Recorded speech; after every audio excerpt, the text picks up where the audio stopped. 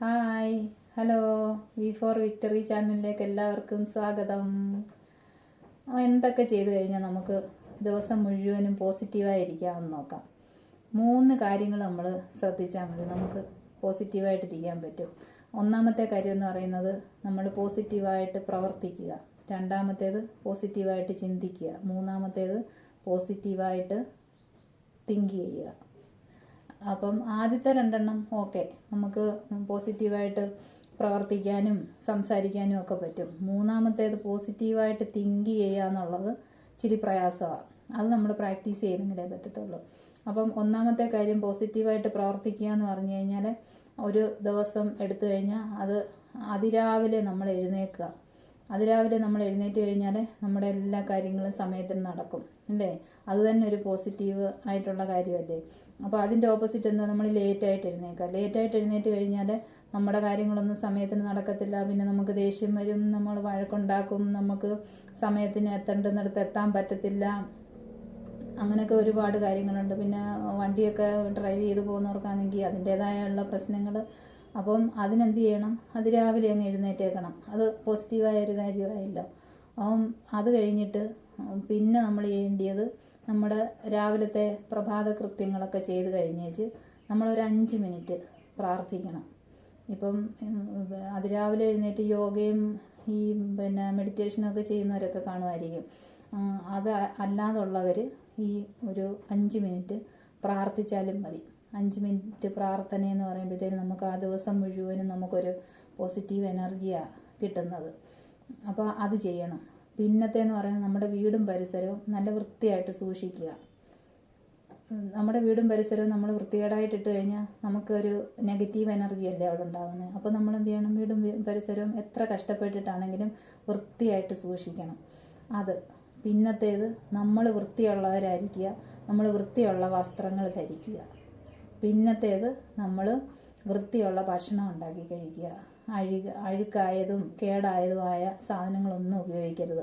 അതുപോലെ വീട്ടിലുള്ളവർക്കും കൊടുക്കരുത്, മക്കൾക്കും കൊടുക്കരുത്, നമ്മളും കഴിക്കരുത്, ആർക്കും കൊടുക്കരുത്. വൃത്തിയായിട്ടുള്ള ഭക്ഷണങ്ങൾ മാത്രം നമ്മൾ ഉണ്ടാക്കി കഴിക്കുക.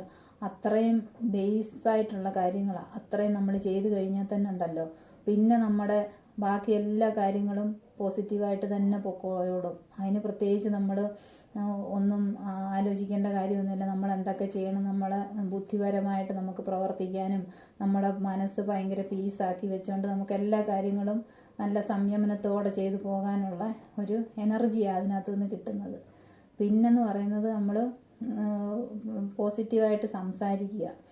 അത് പോസിറ്റീവായിട്ട് സംസാരിക്കുക എന്ന് പറയുമ്പോൾ അതിനകത്ത് നമ്മൾ ചീത്തകളൊന്നും പറയരുത്, വൃത്തികേടുകളൊന്നും പറയരുത്, ആരെയും വിഷമിപ്പിക്കുന്ന കാര്യങ്ങളൊന്നും പറയരുത്. പിന്നെ ഒരു കാര്യങ്ങളും നമുക്ക് നടക്കത്തില്ലെന്നോ പറ്റത്തില്ലെന്നോ അങ്ങനെയൊന്നും പറയരുത്. എല്ലാ കാര്യങ്ങളും നടക്കും, എല്ലാ കാര്യങ്ങളും നല്ലതായിട്ട് നടക്കും. ഇപ്പോൾ നടന്നില്ലെങ്കിൽ അത് പിന്നെ ഇനിയും ട്രൈ ചെയ്യുക, വീണ്ടും നടക്കും, പിന്നീട് അതൊക്കെ ശരിയായിക്കോളും. അതുപോലെ മറ്റുള്ളവരോടാണെങ്കിലും വിഷമിക്കേണ്ട, എല്ലാം ശരിയാകും എന്നൊക്കെയുള്ള നല്ല പോസിറ്റീവായിട്ടുള്ള കാര്യങ്ങൾ പറയുക. അങ്ങനെ മറ്റുള്ളവരോട് പറയുമ്പോഴും നമുക്കും അതിൻ്റേതായ ഒരു എനർജി നമുക്ക് കിട്ടും.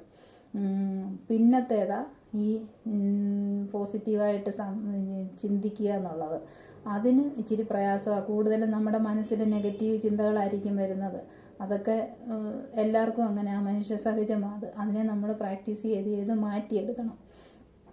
അപ്പോൾ അതിന് നമ്മളിങ്ങനെ നമ്മുടെ മനസ്സിലോട്ട് ഇങ്ങനെ നെഗറ്റീവ് ചിന്തകൾ വരുമ്പോഴത്തേനും നമ്മൾ അതിനെ റീപ്ലേസ് ചെയ്യണം. വേറെന്തെങ്കിലും ചിന്തിക്കാൻ നോക്കണം.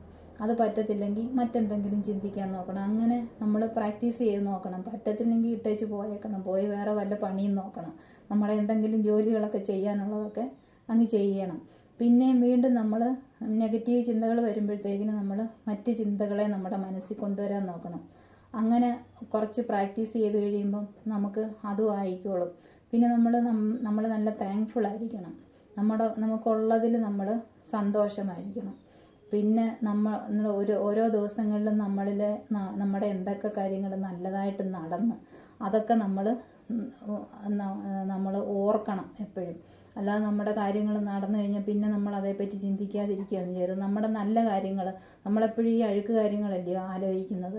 അപ്പോൾ അതിന് പകരം നമ്മുടെ നല്ല കാര്യങ്ങളൊക്കെ എന്തൊക്കെ നടന്നു അതെല്ലാം നമ്മൾ ചിന്തിച്ച് ഓർത്ത് വെച്ചിരിക്കണം. അല്ലാതെ വേറെ ആരെങ്കിലും നമ്മളോട് പണ്ട് വല്ല പറഞ്ഞ കാര്യമോ അല്ലെ നമ്മുടെ നിന്ന് പൈസ കടം മേടിച്ചിട്ട് അത് തരാത്തതോ അല്ലെ 5 വർഷം മുമ്പ് ആരെങ്കിലും നമ്മളെ വിഷമിപ്പിച്ച കാര്യങ്ങൾ എന്തെങ്കിലും അതൊന്നും നമ്മുടെ മനസ്സിൽ വെച്ചുകൊണ്ടിരിക്കരുത്. അതൊക്കെ വെച്ചുകൊണ്ടിരുന്ന് കഴിഞ്ഞാൽ വീണ്ടും വീണ്ടും നമ്മുടെ മനസ്സ് നീറി നീറി നമുക്ക് അതിനെ വ്രണപ്പെടുത്തിക്കൊണ്ടിരിക്കുക. അപ്പോൾ അങ്ങനെ ചെയ്യരുത്.